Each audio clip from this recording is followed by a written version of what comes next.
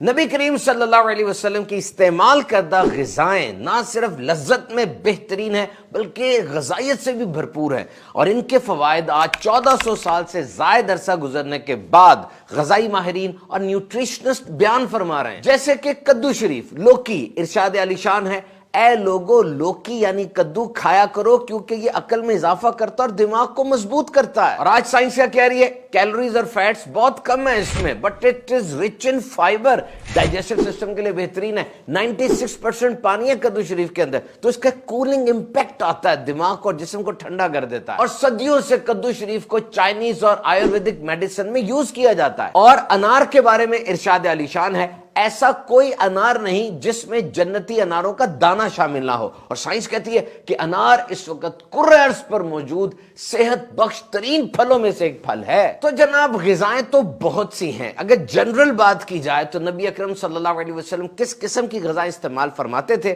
زاد المعاد کے اندر ہے کہ ان میں 3 پراپرٹیز ہوتی تھی۔ نمبر 1، قواعد جسمانی کے لیے مفید ہوں، یعنی good for each and every organ of body, energy releasing, وہ غذائیں جو انسان کے ہر عضو کے لیے مفید ہوں، پاورفل غذائیں ہوں۔ نمبر 2، معدے کے لیے خفیف اور نرم ہوں، یعنی سافٹ ہوں۔ نمبر 3، جلد ہضم ہونے والی غذائیں یعنی ڈائجسٹیبل۔ تو یوز ہول گرین فوڈ، خالص اور آرگینک چیزیں کھائیے، وہ جسے ریفائنڈ کہتے ہیں جس میں سے بہت کچھ نکال لیتے ہیں، وہ نہیں۔ نبی اکرم صلی اللہ علیہ وسلم گندم کے بغیر چھنے آٹے کی روٹی استعمال فرماتے، زیتون، کھجور، پیلو کا پھل، تربوز اور شہد، ان غذاؤں کو بھی نبی اکرم صلی اللہ علیہ وسلم نے نوازا ہے اور انہیں استعمال فرمایا ہے۔ اور آج ان غذاؤں کی نیوٹریشنل پروفائل پڑھ کے دیکھ لیجئے، جدید تحقیق کے مطابق یہ انرجی کا پاور ہاؤس ہے۔ اور پھر ڈیری پروڈکٹس کو اپنی غذا کا لازمی حصہ بنائے۔ دہی تو بہت امپورٹنٹ ہے جناب،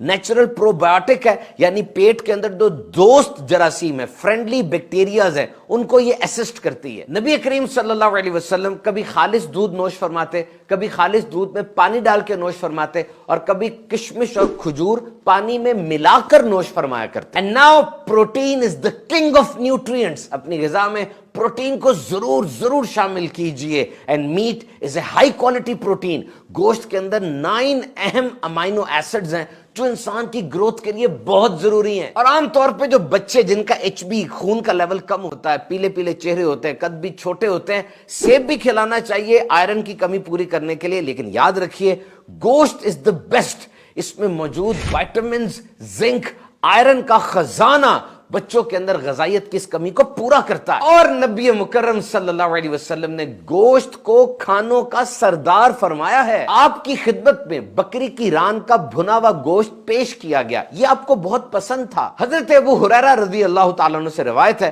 ہم حضور اکرم صلی اللہ علیہ وسلم کی خدمت میں حاضر تھے، آپ کی بارگاہ میں بکری کی ران کا بھنا ہوا گوشت پیش کیا گیا، یہ آپ کو بہت پسند تھا، تو آپ اس میں سے توڑ کر تناول فرمانے لگے۔ نبی کریم صلی اللہ علیہ وسلم کو تازہ پھلوں میں خربوزہ اور انگور زیادہ پسند تھے، اور کلیولینڈ کلینک والے انگوروں کے 10 بہترین فوائد گنواتے ہیں جناب، کہتے ہیں یہ قوت مدافعت کو بڑھاتا ہے، کینسر کے خلاف ممد و معاون ہے، کولیسٹرول کو کم کرتا ہے، ہڈیوں کی صحت، دماغ کی صحت کے لیے ایک زبردست پھل ہے۔ اور پھر کھانے کا جو انداز، سٹائل اور آداب نبی اکرم صلی اللہ علیہ وسلم نے بیان فرمایا، دے آر امیزنگ۔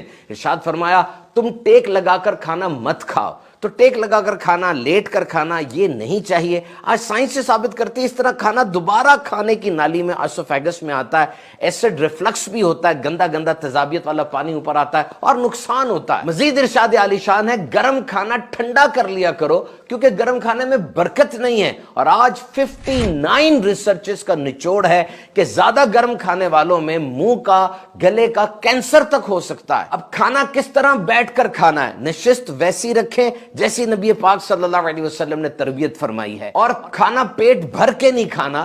حدیث پاک میں ہمیں 1/3 کا فارمولا ملتا ہے، یعنی پیٹ کے 3 حصے کیے جائیں، ایک کو پانی سے بھرا جائے، ایک کو کھانے سے، اور ایک حصہ خالی رکھا جائے۔ اور بڑے بڑے گیسٹرنٹولوجسٹ آج یہی تو بات کر رہے ہیں کہ جناب آپ بیماریوں سے بچنا چاہتے ہیں تو پیٹ بھر کے کھانا نہ کھائیں۔ تو آج دنیا کی 48% آبادی کو کھانے کے مسائل ہیں، دونوں طرح کے، کچھ لوگ ایسے ہیں جو زیادہ کھا کے موٹے ہو رہے ہیں اور بعض ایسے جن کے پاس کھانے کو ہی کچھ نہیں ہے۔ تو دنیا میں کسی بھی کام کو کرنے کا بہترین طریقہ وہی ہے جو اسلام نے ہمیں سکھایا اور بتایا ہے۔ 8 ارب افراد دنیا میں زندہ رہنے کے لیے کھانا تو کھائیں گے، لیکن انداز کیا ہونا چاہیے؟ آئیے دین اسلام سے سیکھتے ہیں اور اسی پر عمل کرتے ہیں۔ غذائیت سے بھرپور کھانا کھائیے، صحت مند رہیے۔